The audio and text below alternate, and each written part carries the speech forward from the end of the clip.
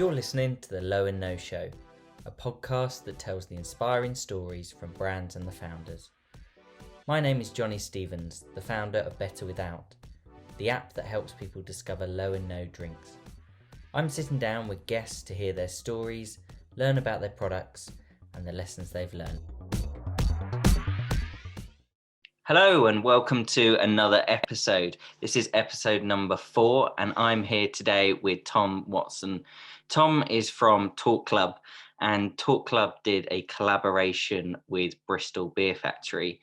And I'm really intrigued to hear where the idea came about, what it's supporting, what's the mission. So yeah, welcome in Tom. Hello. Johnny, thank you for having me. Pleased to be here. Right. I don't have currently a bottle of Clear Head with me because I've run out, but I've got my coffee. So we cheers to that then. In the world. Yeah, second best thing in the world to Clear Head, of course. But yeah, pleased to be here, man. Good. No, that's good. And start off by just introduce me to Clearhead. We'll come on to Talk Club in a minute, but just Clearhead as a brand and as the beer. Sure. So Clearhead is a non-alcoholic or a 0.5% IPA. It's, if I say so myself, beautifully citrusy and very nice on the taste buds. It's been in, as you said, in collaboration with Bristol Beer Factory, where a percentage of profits come back into the Talk Club movement. So it's very grassroots. It's come from grassroots. You know, the Talk Club's based in Bristol Beer Factory, Bristol based, and we've just collaborated to make this amazing drink that supports the community and promotes healthy conversations around mental fitness and men's mental health in particular. Nice, that's good. And my understanding from the beer is that obviously when hospitality is open, it's available on draft in a number of Bristol locations. Is that right? Yeah, that's right. So we actually initially sort of did a soft launch before Christmas in a variety of different watering holes around Bristol. And what was really nice was that it was on draft to begin with. Nice. We had some collaboration with the Mental Health Awareness Week and some of the stuff Bristol Uni were doing. And it was just really nice to just see that on tap. And I'm sure we'll get into later because I've got some thoughts on what that means for a man to sort of have a non-alcoholic from the tap.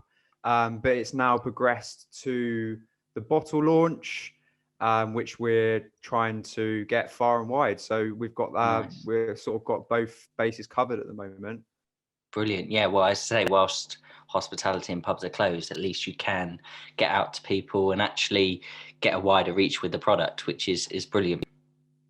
That's exactly what we're doing. So yeah, people can order direct off the Bristol Beer Factory website and get it delivered straight to their door. And you know, we're all counting down those days, hopefully, where we can get together and get back in the pub and get one from the tap. You know, and it's so important. And I suppose that leads nicely into the whole reason that this was created, which was about, you know, Talk Club and what you do and getting people talking. So just introduce now Talk Club and what that's about, if that's all right. Yeah, of course. So I'll probably just, for a bit of context, I'll just go that one step back and just how it came to be and take you on a sort of a journey where we are today. So one of the co-founders, Ben Akers, he lost his childhood best friend to suicide in, I think it was 2014, tragically lost him. And he's a filmmaker by trade. So before Talk Club even existed, he created a documentary in memory of Steve to explore men's mental health, the suicide crisis amongst the male community. But he's all about positive documentaries. So it was a preventative solution or focus on that particular documentary, covering different bases about how we can look after our mental fitness and better our mental health. So before Talk Club was born, that documentary was filmed and edited by Ben. And I was part of that documentary and had a segment in it around fitness. So the reason why I was part of that documentary, and within that, I did a little fitness session with Ben and showed the importance of what fitness has done for my mental fitness, not just my physical fitness, through my own struggles with depression, anxiety, and how I used to help manage my mental fitness. And actually, I met up with Ben because I'm Bristol based, he's Bristol based, and I had my own movement called Get a Grip Fitness, which promoted the benefits of fitness on our mental health. It was a bit of a blog, a little bit of a clothing brand, kind of a community around fitness and the link to mental health. So yeah, like I said, I was involved with the documentary with Ben. And off the back of that documentary, there was other like-minded and amazing people involved in the Bristol area. So there's 6 co-founders, and they all bring an amazing amount of value to the movement. I won't go into all of them individually, but they all contribute to the film. And one of the co-founders is Ben's wife. So it's really nice to have a woman on board as a co-founder as well. So basically what happened was, after the documentary, Ben and we kind of said, well, what can we do in the local community to kind of carry on flying the flag and running with the torch of this message. So we had the idea of Talk Club, which started off as and still is talking and listening groups for men. So it's grown into a community now where it's an online and offline community. It's a safe space for men to talk about how they're feeling. And there's various ways of how we tackle that. So when I say community, we are very based in the preventative space. Mm-hmm. So obviously there's a spectrum on the sort of mental health spectrum of perhaps people that are in crisis mode, perhaps people that are managing it or sort of a little bit shaky, or some people that don't think about their mental health, don't really know what it is, feel okay. But actually we are maybe leaning towards the preventative side to basically promote and give men the toolbox to better manage their mental fitness. So what we do is we have a community online where at the moment it's on Facebook, people log on. And what's unique about our sort of USP, so to speak, is we just ask men and encourage them to ask other men how they feel out of 10. So everyone knows that kind of sliding scale of 0 to 10, 10 being amazing, 0 being really struggling. And people log on online and they share, how they feel out of 10. And it could be, it could be, I'm a 4, I've just lost my job, or it could be, I'm a 10, I've just got married. So it's allowing men and giving them confidence to step forward and actually articulate themselves. So the classic thing of like, when you see your mate or your dad or whatever, you go, oh, you're right. Yeah, not bad. Yeah. Weather's been a bit shit, isn't it? So this is actually, if you say to someone, how do you feel out of 10? You can almost see them. They don't want to lie to you. Yeah. They don't want to kind of overshare or undershare, but they generally will be honest. So it's an amazing entry point for men to just say how they're feeling. So we have an online community of well over 1,000 men who are sharing daily on that, on the Facebook page. We also have, because of the lockdown, virtual meetups where we do a virtual check-in. But the original kind of Talk Club was the physical meetups. So they run in the same format. So we have 4 rounds of questions. So check-in is, how do you feel out of 10? Yeah. So people just check in. Usually there's a group of maybe 6 to 10 guys in a sharing circle. We don't class ourselves as a therapy group or group therapy. It's about that community aspect and that sort of peer-to-peer support. So people will check in on their number. It will go around the circle. Then there'll be what are you grateful for? So people share what they're grateful for.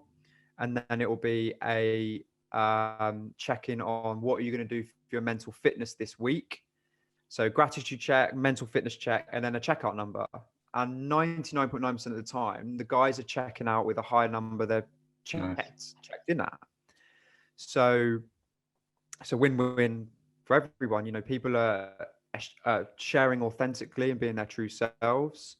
They're getting that sense of community, and they're leaving feeling better than they did when they came in. So, and subsequently, we're looking after our mental fitness earlier down here before we reach this crisis point. And that's kind of what we're all about. And in amongst that, we have WhatsApp groups, and we kind of people share sort of content and books. And I was sort of doing little workouts in the summer and putting them on the page. Gavin's into his music, brought out an EP, a Talk Club EP. We know what music can do for our mental health. So there's a real sense of community around this, opposed to just being a phone line. As important as they are, we're quite community based. So coming back to the link with Bristol Beer Factory, was one of our original meetups was at Bristol Beer Factory in their kind of side room. So that was one of the original Bristol Talk Club meetups. So Sam gave us the space, supported us from day one. And then throughout just being involved with Bristol Beer Factory very early on, the idea came about.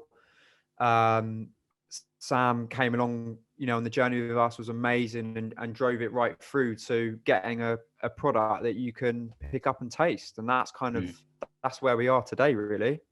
It's amazing. And it's what's really interesting. I mean, the whole thing around, you know, it's okay not to be okay. And it's, you know, just being open and honest is so important. And, you know, to create what you've created, but also, take that one step further with, as I say, a collaboration to get that message through, another form. And actually, I think drinking has quite a link with, mental health anyway. So to be able to bring out a product that actually is low and no, helps people reduce the alcohol, hopefully reduces some form of anxiety through that. It's, it is that win-win for everyone. 100%. So it's the product represents our values, and that community aspect of, and for me in particular, I'm quite passionate about, it's not about telling men you should or you shouldn't drink, or you should have one too many or you shouldn't. It's about that community and giving men options to make their own decisions and giving them confidence in their options. So that's a big part of it for me. People need to take ownership of their lives and their mental fitness and their mental health. It's not always easy, but when there's a community of like-minded people, and you're giving them options and changing the narrative of what it means to be a man, a modern man, and giving the options for guys to make their own choices and feel not restricted and part of something bigger than themselves, or realize that, they don't have to just get pissed down at the football in order to put an arm around a mate and go, I'm struggling. It's that options of that tool belt, that toolkit of stuff to help men through life. And it's the pub is such a big player in terms of conversation, sparking conversation, and being able to bring people together is incredibly important. And I think through COVID and not having that, actually it creates a lot of damage. But what's really nice here is that people can go and try your beer, go and try it on draft, and actually have a conversation without, as you say, getting drunk or naturally people, I wouldn't think people will go to a coffee shop and then go and talk about their mental health. They're much more likely to go to a pub, and being able to actually sit down with a pint, and I'm sure we'll come on to this, you know, it's so important just to actually be able to enjoy that drink, and not feel the effects from the alcohol and everything. Yeah, it's about not feeling pressurized to drink. So, you know, a sober lifestyle may work for somebody for different reasons, for somebody else. I think there's something very symbolic about a man holding a pint, whether it's alcohol free or not. It's men have always, and I, in my opinion, have felt awkward ordering a pint of orange juice while their mate's got a pint. That symbolic thing of not only does the name of I'll have a pint of Clear Head and actually getting a pint, that sparks a conversation because it's branded as a mental health movement. The Clear Head, what does that mean? It will spark a conversation. And also, to begin with, it might help men feel like they're fitting in with their mates that are drinking that night. And they don't have to feel awkward or that they've got to leave early because they've had 3 orange juices. They, you know, they it gives them confidence almost to just be present and have important conversations. And it's, for me, it's the whole inclusive piece that actually you aren't feeling left out. You know, if you are drinking, and I found this previously when I've sort of sat in a brew dog as an example, you know, they bring over their non-alcoholic beer in a normal glass. You know, no one needs to know. It's just you're enjoying this drink, and you're right. You're not going to go home buzzing because you've had 3 glasses or 3 pints of orange juice, and you have been able to enjoy it, and that sense of, well, almost FOMO. You're not missing out because actually you can enjoy that drink. Well, I mean, we've all been there, right? Where like you kind of not sure if you should be out or not, or you should have one more. You've had 1 pint, you want to stay out, but you're not sure. I mean, it gives options again. You can have a pint and then, you know, you got to drive home later that night. You move on to Clear Head, and it doesn't matter because if it's in a pint, you might not feel awkward, and B, if it tastes good, you're not really worrying about it. You're not worrying about what's in your hand, or if you're being a bit, you're not being fun, or all these worries and insecurities guys have about not drinking. That option's there to own it yourself and not have to worry about it, and it tastes good, and you're not going to worry about, if I have another one, am I going to be over the limit? If I have another one, am I going to have a headache in the morning? I've got kids. It's, again, for me, it's about options. About that choice, and the venues that you've got it in. You know, what was their first sort of thoughts on it? Because I guess it's, you know, naturally anyway, Low and No being on draft is quite a groundbreaking thing. But what was the take up with it? Do you that actually having that mental health support behind it actually helped convince them more? Yeah, so those those pubs in Bristol that had it on draft, I mean, they were really supportive of it.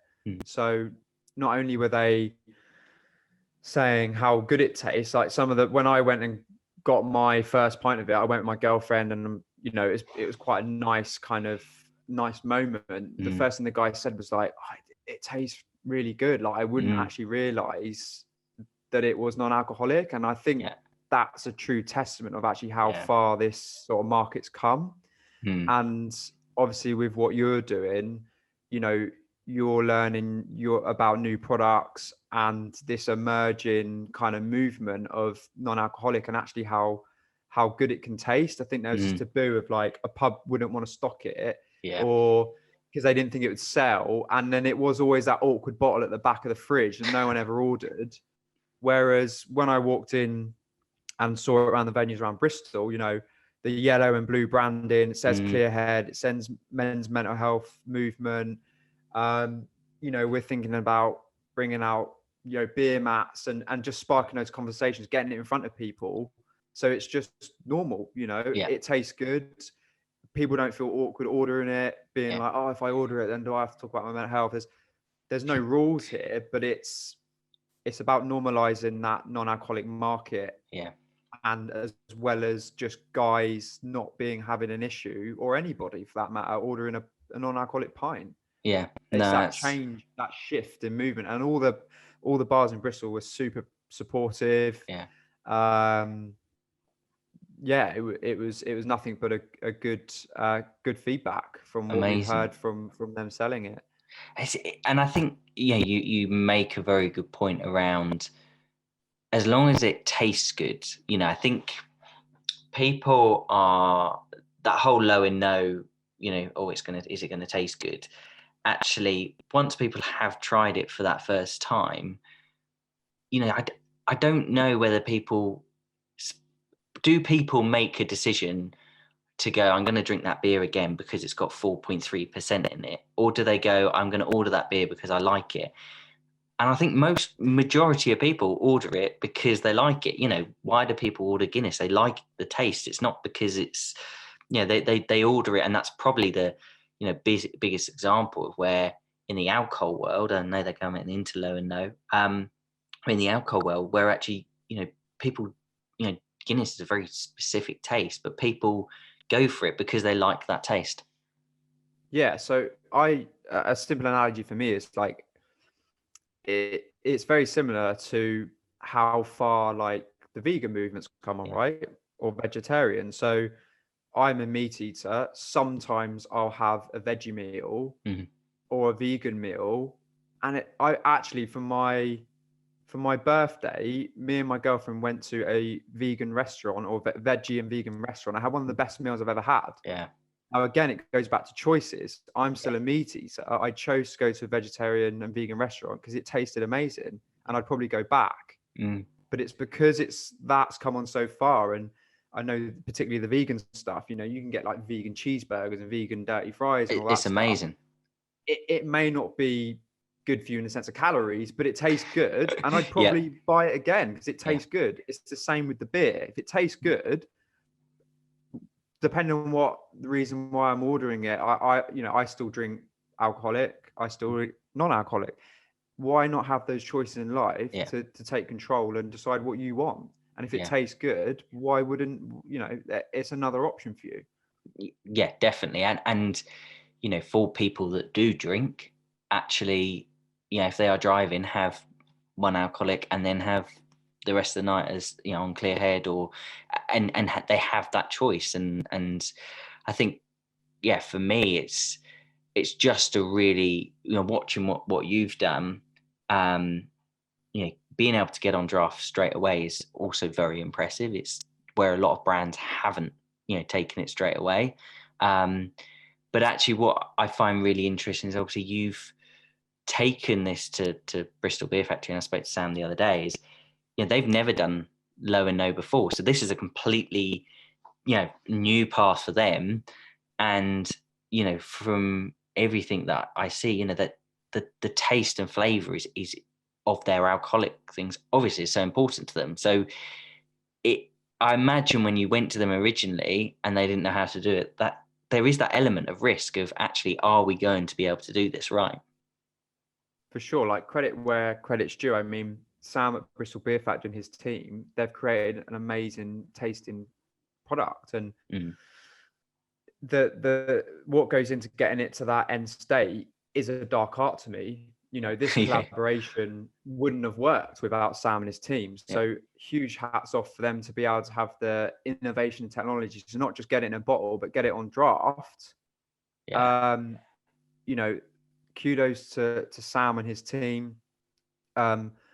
My first taste of it tasted way better than I thought. I actually thought it tasted like an alcoholic beer. That's Mm. sort of how nice they got it. And it's made me think about the whole market and it's made me want to try other non-alcoholic Yeah. kind of spirit. I know like spirits, like I know they're doing gin now. Mm. And I know they're making some movements in a non-alcoholic wine. And I'm now curious to be like, well, what would it be like having non-alcoholic gin at home? Yeah. Yeah. I don't, if I have 3 or 4 gins at home and then go to bed, it might make me feel a bit groggy. It's kind of Yeah. like, I like a G&T, but if I have 3 or 4 of them and I'm not going out, Yeah. or I want one with dinner, does it settle well? Yeah. Whereas that option of maybe a non-alcoholic gin might just be what I need on a Friday Yeah. night. It tastes good. Yeah. The process and technology is coming on. My girlfriend, she's not a big fan of beer, and we'll have a clear head with like a meal in the week, and we're not got to worry about waking up with a non-clear head. Yeah, no, and you can enjoy it, and that whole thing of it's that sort of guilt-free. Actually, you are just drinking it because you want to enjoy a drink, and talk to me then about I guess you came up with the idea. You pitched it to Sam. What was the process then for going, right? How are we going to market this? How are we going to, obviously Clearhead, where did that name come about? I mean, it's obvious in terms of it makes sense, but how did you arrive at that? So again, credit where credit's due. Ben and Neil are very much the creative minds, and they did a lot of amazing work on the branding.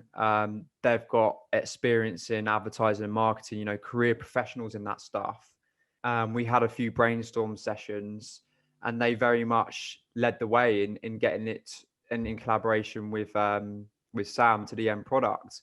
We also had a lot of help from local marketing firms, Nice. media companies, that will credit, Duchess Media, and amazing people, the Bristol community that all pulled together, giving their time, people coming to take photos of us on like a team workshop, a real team effort, because I couldn't have done it alone. I couldn't have done it. And as a collective, particularly with Ben and Neil and Sam, they got it to a point of physically having it in your hand. And we've had amazing support from the Bristol community, very much grassroots, to help us along the way, collective minds, people that believe in our values, believe in what we're all about.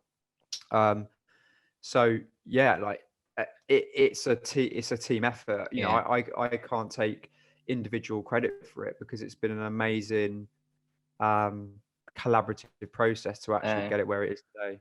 It's an exciting journey, isn't it? I mean, when I would imagine, buying back 2 years ago, if someone had said you're going to go and create a non-alcoholic beer, you probably would have been like, what's that about?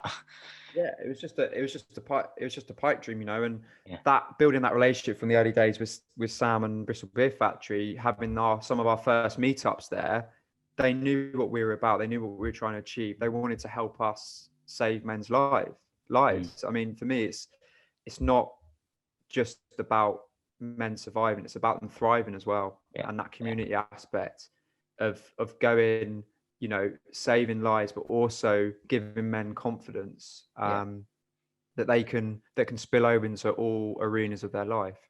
No, definitely. And I think now more than ever, the support for people and just looking out for one another. It's been a tough 12 months for a lot of people, and it's going to be a tough few months, and probably a year for a lot of people. And bringing people together and making sure that support is there is incredibly important.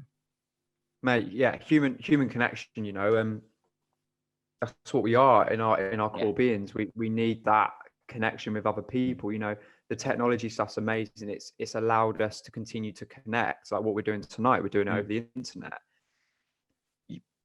It's amazing, but you can't be seeing the whites of the eyes of people, feeling that energy, and what's been an amazing thing for us is, because of the rules and some of the government guidelines, it's allowed us to continue some of our work in person. So and again, about community and the importance of it during the pandemic, on a Monday night, I run a running club in Bristol, and because we're classed as a support group, with obviously social distancing adhered to, we can still meet up outside and go for a run as a collective and do our check-ins and check-outs. And that is the highlight of these blokes' week on that Monday night. on the last announcement with Boris, one of the guys said he was driving home almost in tears at the thought that he couldn't come for a run next week. This is what we're providing the community. This is how important this work is. And going that step further outside of, it's not just about men, it's about all humans. We need that human contact. And the sooner we can get back to that, whether that be booking a table at the pub or booking a restaurant, even getting back to those tier 2 measures, I think so important, because this is testing times. I've been struggling with it, and I'm involved in this community, and I've built my skill set. And I feel like, what about the people that don't know we exist and don't have a level of self-awareness? How do they communicate? It's, we're living through a time like no other. We are. And it's that thing of, we're all going to get our days where, things aren't as good. But having something to look forward to is incredibly important. And having, that to think, I'm a very social person. That's how, for me mentally, you keep stable as you like engaging with people. I love conversations, and you're right. Having them in person is so much different. I eventually would like to take this podcast where we can meet, and because it actually, you just get a much richer discussion and can check on people. Yeah, that's it. Like, if we were to able to do this in person, you pick up on body language differently. You pick up on the energy in the room. You can have more better connected conversations. And now we're doing all this Zoom stuff 24/7. It's maybe, we're more connected than ever in some ways, but more disconnected in others. And it's, I think we're all trying to get to a stage where we can get back to seeing our nearest and dearest and colleagues. And, it's something that I'm looking forward to more than anything, is just getting back to some state of normality. No, definitely. And in terms of Talk Club, and I suppose Talk Club first, but also then Clearhead, where are you taking that? What's the sort of ambition of it? Yeah, good question. So we want to get it outreached far and wide. We want to get it into the supermarkets, like walking down the aisle, normalizing a non-alcoholic market, seeing a load of clear heads and being like, yeah, that's my Friday night choice at home in front of the TV, could be seen as a healthier option. Or someone might want to just grab a 4-pack of Stellas, but again, the option's there. So we want to get our community and our values and that product that represents that as far and wide, because when someone looks at the back of that bottle, they understand what it's about. They might check our website out. They might enter our community and find out what we're doing, because the more people that buy the beer, the more likely we're going to get someone turning up to a virtual club or commenting on our online community. And then they might tell someone at work about it. And it's that ripple effect and what that product represents. So we want to go big with it. We want to get it in the supermarkets. We want to get it in front of the men that need it most. We want to give them the options. That may be a slightly slower process because of COVID and just rolling that out. But we're very passionate about the beer. We believe in it. We've got amazing support network and team behind us with the stuff that Sam's doing and all the help from the media companies and promo guys and gals in Bristol. So yeah, the answer to that is far and wide. Nice. And now more than ever, the shop space for no and low products is just ever increasing. I went to a local Tesco's the other day, and I reckon it was 6-7 meters of no and low. I need to post it on LinkedIn because it's the most incredible variety, and not just one. I'm talking 25 different options and a whole fridge full of ready to go, ready to drink. And I just think that is a real turning point. 2 years ago, you would never have seen that. And and that's brilliant. And the supermarkets definitely have a responsibility to help the trend. And I say trend, I mean, it's a movement. People drinking less, it isn't going away. It isn't something that's, as you say, it's very similar to the vegan vegetarian. Whether Yeah. you are completely vegan vegetarian, or like both of us, that actually quite happy to have 1 or 2 days meat free or anything like that, that there is so many people out there, whether you've completely stopped drinking like myself, or like you actually choose different days, it is catering for everyone. That's it. Like, how I see it is, again, it just goes back to options for me. Like the vegan, you'll probably have noticed over the last 5 years, that little vegan section on the narrow aisle in the supermarket is now a whole aisle. Yeah. I see that's where we're going with the non-alcoholic stuff. And why not? Like, those options are helping people live healthier, happier, and better connected lives. It doesn't, and it's respecting people's choices. So someone might be vegan. I respect them as much as the person that's vegan twice a week, as much as the person that's like, don't believe in that. I'm all right with my meat. Yeah. Same with the alcohol spectrum. Yeah. The lads having 10 pints might not be the healthiest choice, but who's to say, hound them and say, try and convert someone, all this kind of stuff. It's about options and letting people take ownership of their health and happiness. No, definitely. And I see that in different things in life. And, there is a big push, and we've got to be more mindful about ourselves, the planet. COVID's one of the biggest eye openers for that reason. Is we've got to look after ourselves. We've got to look after each other and ourselves. So I just keep coming back to this options thing of give people the options, and a high quality product that tastes good, and it's and gives back. We're giving back to the community. I think that's what I love. Is there's so much depth to the product. It's got a very nice ethical story, and you've got the quality product, you've got all the movement behind it. And I hope that actually, as you say, the supermarkets will take it on. We can start to look at going into more and more places outside Bristol that are stocking it, and I'm sure that will come when it expands. There's so much good that it's doing that actually, why wouldn't a bar go and try it, or a pub put it on, see how it goes down.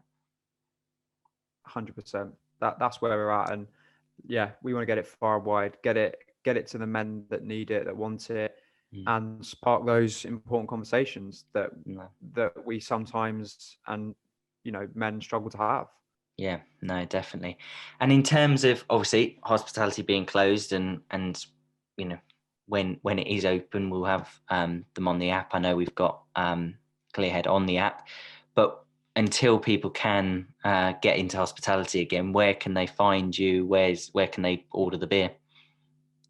Yep. So first and foremost, it's on the Bristol Beer Factory website. I'll send you the link, like a hyperlink, so you can put on the show notes. Definitely. You can just sort of bang it in there. But it's on the Bristol Beer Factory website.